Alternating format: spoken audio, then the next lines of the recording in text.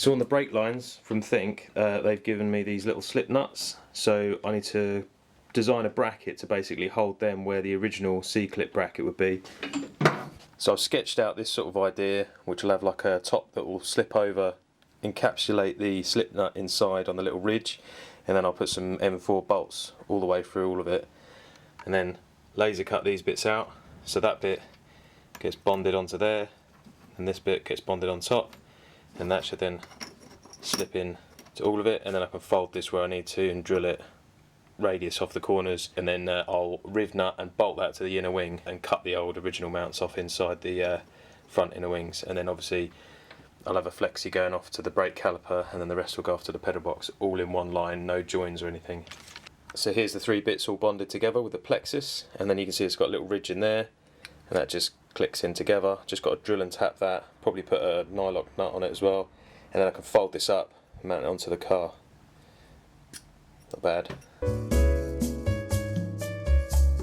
So in the last video you saw I powder coated up some bits. This is the rear boot brace bar, because obviously I've cut the original one out that used to go over here to get the radiator in.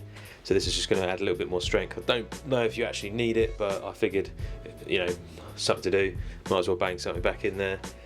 So that bolts onto where the boot latch goes, and I'm just going to weld a couple of tabs onto this little reinforced plate that I welded into the little lump over the axle, and I can just dust that in with a bit of beige, and that's that pretty much done.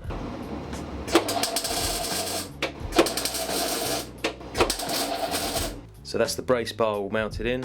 I've just started bolting down the charge cooler tank, just got to tighten it up, and the lift pump swell pot's all in now, although that needs tightening up as well. I'm going to have to take this out again, this radiator, because the neoprene stuff that I've got isn't thick enough to fill up the gaps. So that's all got to be redone, tightened up, bolted in. I'm going to mount the charge cooler pump down there. Once I'm going to get like a little 180 to go up and over on that, and the feed from the bottom of the tank down there. And then the high pressure injection pump is going to probably go around about there, and then I'm going to try and put the pre-filter pop riveted and clip down there. So I just got to make up the hoses for that and try and remember which one of these is the return and which one's the feed. I might have to jack the car up and just double check, because 50-50, you know I'll get it wrong. So yeah, that's the boot all coming together. I've also installed the strut brace that we powder coated the other day, and I've got all of this 19mm sort of industrial garden hose, and that's going to be the water feed from the tank all the way up to the charge cooler and the footwell. Here's the plan. So I've taken the US spec rear lights off, and I'm just in the process of fitting the lamps that I got from Stefan when we went to the Bird Cup. So to try and make them semi-watertight, taking all the old rubber gum stuff off, just going to run a bit of neoprene around the outside edge and then bolt these up. And the bulb holders that I've got should fit these a lot better than the US spec lights that I've got over there. That's the neoprene around it. Let's just bang this on, and then I'll be back up and running on ambers. I think that looks much better, personally. Get hold of Omex 600. That should just slot in there.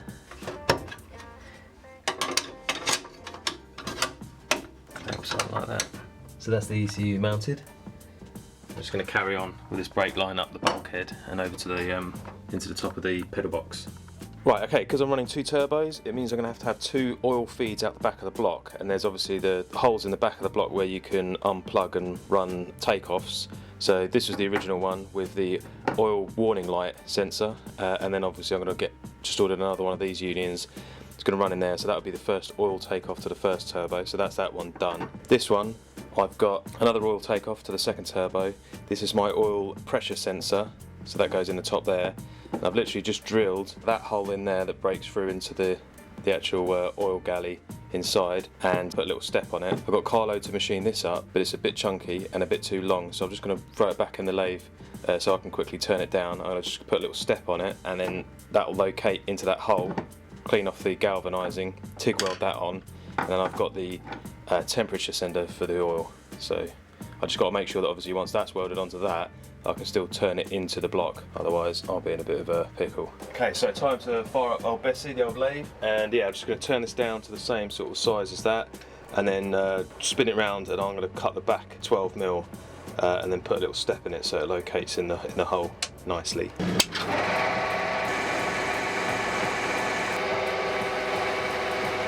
So I'm just going to put a little step on it so it locates in the block nicely.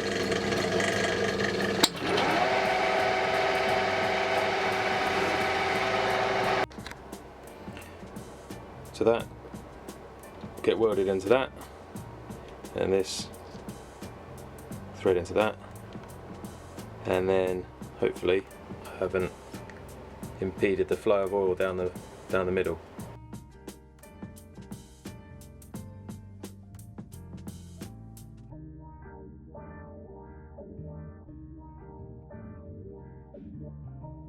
So that's the little boss all welded on. Just giving it a quick dust with the old aluminium spray, and now I'm just going to assemble them all up with some PTFE tape, put all the sensors in and put them in the back of the block, and then I can start working out the oil lines off of these bits up to the turbos. Just taking this plug out of this oil galley here, and then I can run the other union out of that for the other turbo feed. I showed Zach what I was doing, and he said if you want to get massively over-engineered it and made it too complicated, there's a lot of places where this can leak, so as much PTFE tape as I can get on all these joins. Yo dog, we heard you like unions, so we put some unions on your unions. Another one.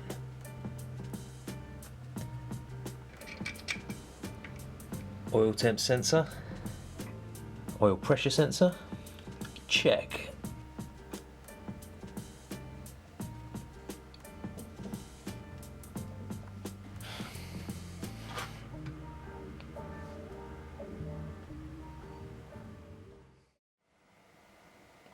That's all the oil lines up to the turbos done. Feed into the little turbo and the big turbo. I'll just have to space this out so it doesn't get caught up on the actuator. But yeah, not too bad. Pretty happy with that. So that's it for another video. Thanks again for watching. Don't forget to check out the merchandise in the link below, and until next time, I'll catch you guys later. Take it easy.